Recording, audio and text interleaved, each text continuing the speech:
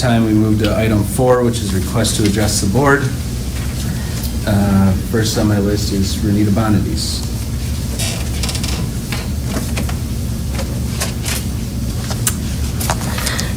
Good evening. I've submitted several FOIA requests over the past 2 years. There has been a consistent policy of responding with an estimate of fees, and one was actually done for no fee because it was very basic.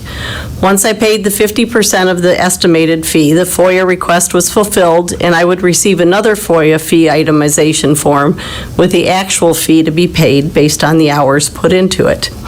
I submitted 2 FOIA requests on October 25th. One was for communications mentioning the special school board meeting on October 10th, and the other was for any documentation that contained archive.org or way back from August 1st through October 25th. Both of these were very specific and simple queries and requests. This time, instead of being given an estimate fee, I was given an actual fee. The hourly rates have gone up by more than 100% since 18 to 24 months ago when I had FOIA requests and others. The amount of the deposit requested also exceeded the 50%, which was allowable under FOIA. However, I only paid the actual 50% due. Once I received the PDFs by email for the FOIA requests, I asked for a final form of the actual time spent on the FOIA fulfillment. I was told that the original was the actual fee and the balance was due. Basically, there was no need to account for the actual time spent searching and redacting the information I was given. So I am to believe that before the request was fulfilled, that the director of IT knew it would take 2 hours to do a search and produce a file, and that the director of HR, the FOIA coordinator, knew it would take 2 hours to redact the documents, which had not yet been captured.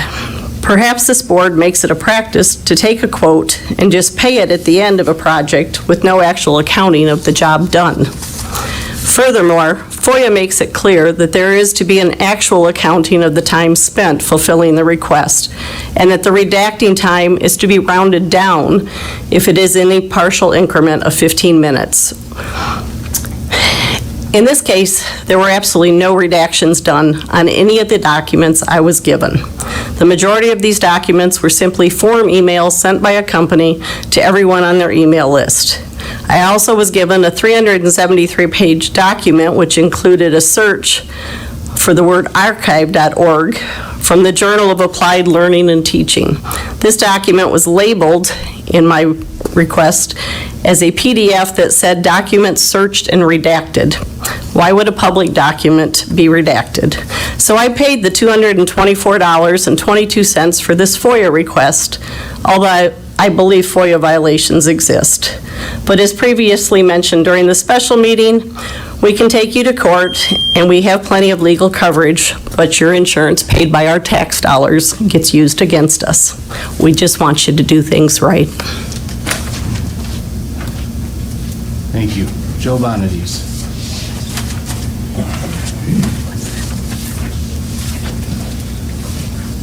Hello. Just a couple of odd things for this. Based on the previous meeting for HYA, I'm curious why, and pushing this back a month, you are going to make a decision, approve, and announce a new superintendent in March of 2024. It was February. But you're not going to let them begin until July 1st, 4 months later.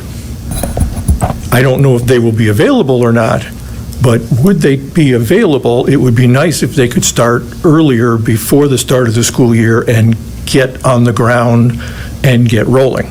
I don't know why there's a 4-month gap between they have the job and they start. And secondly, I know you consider us gadflies here, but the New York Times, not a bastion of conservative opinion, last week published a significant article on COVID closures may be, quote, the most damaging disruption, unquote, to kids' education in U.S. history. So the next time you think about going remote, regardless of what the public health department says, you need to have the other consequences in scope, because obviously they weren't the first time. Thank you.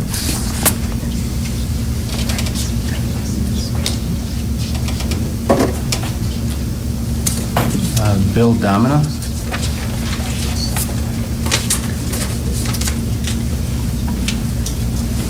Hey, Joe, we're going to look into that. I think that was, the dates were put in for a very specific reason. We're happy to answer that. I think it was to allow the superintendent, if he was in a different district, to go all the way through graduation and finish the year, and then have a transition period, I believe. But we'll check it out. Well, good evening. At last month's meeting, I mentioned how across Michigan and across the states, at school board meetings, concerned parents were reading verbatim from objectionable materials that they found in school classrooms, etc. And I had encouraged the board to consider making a motion, and I will read it soon. But I have not, to my knowledge, I guess you guys have not made such a motion, and I will read it now. I encourage you to do the following. Any book or material in Midland Public School libraries, classrooms, or available via digital means whose content may not be read aloud during the public comment period of any school board meeting shall be immediately removed and deemed inappropriate for the children under the care of Midland Public Schools. To be honest, I can't see how anybody could object to that, because the corollary to that is you do support things that are objectionable, and I'm sure you don't do that. So I really would like that to be something that you really put at top of mind. And in light of agenda item 5.2, which I just saw on the agenda, the Sex Education and Birth Control Advisory Board, I'm a little concerned because I'm not sure about the diversity of thought on that board. I see different roles, parents, this and that. But as we know, diversity of thought, is there a representation of Judeo-Christian traditional values? Is that proportional to those that think otherwise? I just ask you to please keep this in mind, that the appropriateness is really the biggest thing, and I hope that advisory board takes that to heart. Because, I mean, when you look at this sort of things, if you find something that shouldn't be there, please take it out, and that should be something I think you should have in hand as part of that advisory board's mission. Thank you.